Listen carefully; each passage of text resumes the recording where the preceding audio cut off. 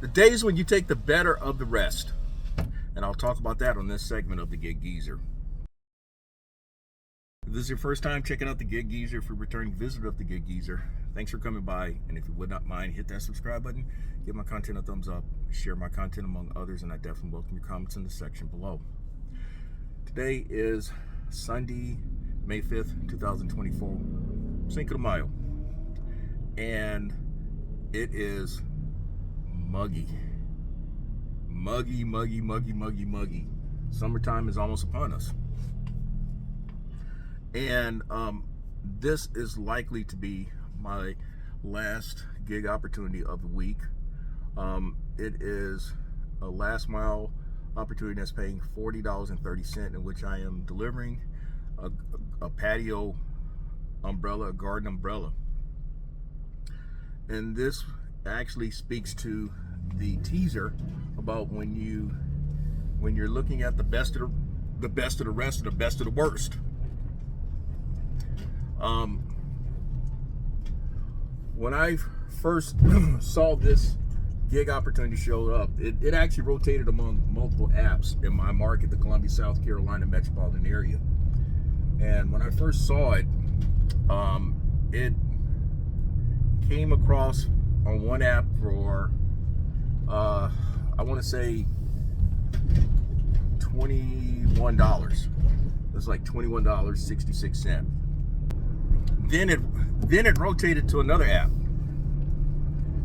and it showed up for like $32.56. Still didn't capture my fancy. I'm thinking that this should be at least a $40 run, for as perfunctory as it's going to be, given how I have seen the trend of these last mile delivery apps dealing with one particular aggregator and its contracts with a number of major retailers. I've hinted at it before, and I actually seen an email from another app that described what's going on. And what I mentioned was fill in the blank. The aggregator is the one who's negotiated these contracts with these retailers, saying that we will provide a seamless way of networking people to these apps, these third-party apps that will fulfill these orders that you will have. And this will enable y'all to boast of same-day deliveries and seamless everything. We follow up and document, blah blah blah blah blah. That's their big selling point. They're capable of doing this type of stuff. And these gig apps that are looking to have the volume to justify their existence in business, well, they partner on with this aggregator. Oh hell, I've even talked about this aggregator having a direct contract with them, and you don't hear me talking about them anymore. In fact, what I talked about went on very briefly. The fact of the matter is they didn't pay when they said they would, and looking at their pay schedule structure, I was like, no way, man. Not for what they want to pay for what they want you to deliver. No. Now, if you don't know any better, you'll think that this is great work. This is an opportunity to keep yourself moving and put money in your pocket, especially when you're using a gig app, a third-party gig app, in which when you are paid, you're likely to be paid same day, or within a couple of days, or within a week in most cases. My problem with that aggregator was that they said it was on a 30-day pay cycle, and it was 7 weeks before I got paid. And I was done. I mean, I'd sent emails all the way up to the second person in power, lighting into their asses about how flaky they were. But when you're dealing with the aggregator, the thing is that the way you get more opportunities is that you have to show in your metrics that you are accepting more opportunities and that you're completing them in a timely manner. Okay, now if you're gig app A or gig app B or gig app C or gig app D, Your way of showing them that you're capable of doing all this stuff is that, hey, you're going to say that, hey, this is our app, this is what we got going on, these are our metrics, okay, so give us a shot.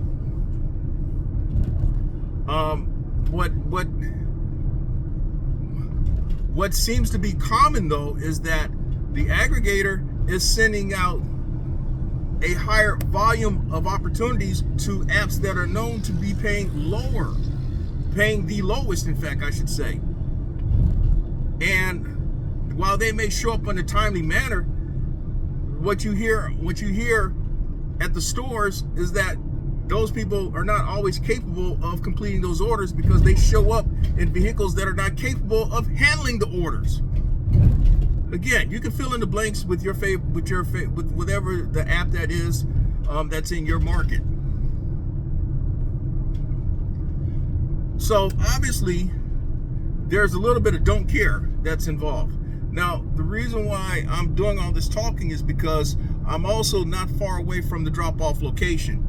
If I were to drive straight through, it would take me another 3 to 5 minutes. But what I'm going to do is actually stop off and take care of one bit of business before continue on to the drop-off location. And I'm almost there at that place where I need to take care of a little bit of business.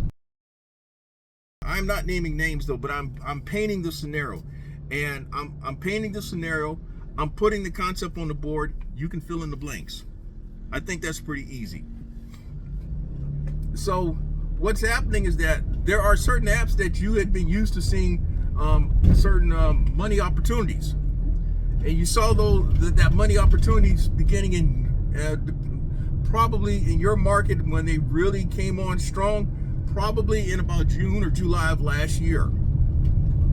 And for about 6-7 months, that app in your market was like your go-to app. That was your A app. You would hold out and wait for things to bounce around until it got to that app. Well, in 2024, those opportunities start drying up to the point that where that app, whichever one is in your market, is no longer offering those at that premium number. It's not offering at those premium numbers. In fact, it has fallen in line with the aggregator's pay schedule. And now you're having to make a decision. Do you become a thirsty and do, for example, 1,600 pounds for $48? And then within that 1,600 pounds is a pallet of cinder blocks, 37 of them weighing 35 pounds. So you're talking roughly about 1,200 pounds of cinder blocks that's comprising most of that weight. And 6 months ago, instead of offering $48, that order would have gone for easily 3 digits. The gig economy preys on one's ignorance, inexperience, and thirstiness, and desperation, or thirstiness. Okay, it also preys on the fact that 98% of the people who are doing this, this is not their main source of income. And so the casual person who does this, well, they don't care. I mean, they see it as extra money in their pocket, and I suppose that is that was really the main intent of the gig economy. It just so happened that there are people who figured out a way in which they can make more money if they work multiple apps, and actually they can make the type of money as if they were working a W-2. I am at the drop-off location. I just dropped off that yard umbrella, garden umbrella, patio umbrella. The people have a nice setup. They got a swimming pool in back. They're looking to get a second umbrella, obviously. I mentioned that I held out. I suppose it could be said that I held out for what I thought was the best of the rest, given how things have been lately. but it is what it is. Well, so I dropped it off, and I got this on top. In fact, I'm about to pass by the customer now, waving at him and all, and I got this. I got that on top of it. Now he just put the box out in front of his place, so that's a done deal. That's a wrap. But yeah. So I earned, instead of $40.30, $60.30 when you count the tip, when you count the cash tip on top. That's making the best of a bad situation. And that actually put me, for the week, that put me at $2,063, somewhere around $2,063. So I'm over $2,060 for the week. Nothing to talk about there. Given how the last mile delivery market has really taken a nosedive in terms of the quality of opportunities. The quantity of opportunities are there, but the quality of opportunities have not been there. And so you have to, I often talk about knowing your market, but what I mean by knowing your market often mean geographically. You also got to know your market strategically as well, in order to make the best of these situations. But again, these apps are accounting on the 98% who are not going to be thinking strategically. They're just thinking about, hey, here's an opportunity to make $20. I guess $20 is better than no dollars. Okay, well, so be it. But among us 2%, we're not just thinking $20. No, we're thinking about our time, our effort, our physical effort. We're thinking about gas. We're thinking about all the other intangibles that goes into when you're making business-like decisions. And so hopefully you got something out of this one. I mean, this one was done really in virtual, almost real time. In fact, I actually cut out for a while because my daughter called me, and well, my daughter called me, and so I'll stop 99% of the time for my daughter. So if you want to say that Geezer lucked out and caught the right order, you can say that. I give you that. I give you that argument. There's no science to picking an order in which the customer gives you a $20 tip. And so it just so happened real time, I caught a break in which I decided, okay, I'm gonna document this one, and it turns out I got an additional $20. During the week, if memory serves me correct, or as recently within the last week and a half, 2 weeks, picked another order like that, in which I got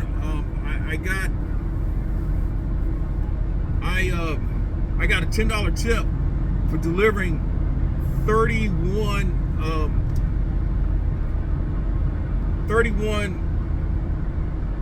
cement, I guess you'd say cement garden pieces that would be used for decorations. The lady tipped me $10 on top of what I earned, which was, if memory serves me correct, $50, $60. So it really became worth my while to do that order opportunity. Given that an order like that would have gone for close to $100 just 6 months ago. So I know of some folk who feel as if it's not worth their while to do any of that shit. And in fact, some people are in a position to where they don't have to do these gig apps for the type of money that's out there.